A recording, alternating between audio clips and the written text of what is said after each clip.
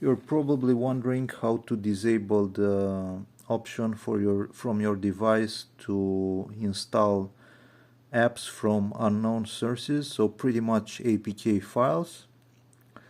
The thing is, on the latest versions of Android, this option was removed.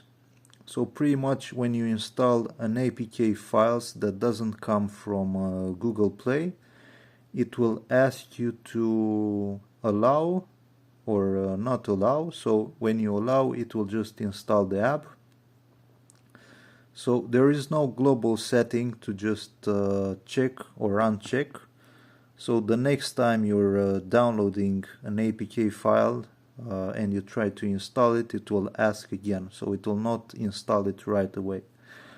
Other than that, you can go to additional settings, developer options, and there is here an option called install via USB.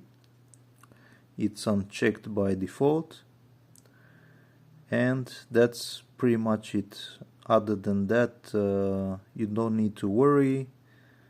This is how Android works right now, so pretty much there is no global setting to just disallow installing from unknown sources. Alright, I hope that you found the video useful. If you did, please subscribe, and thank you for watching.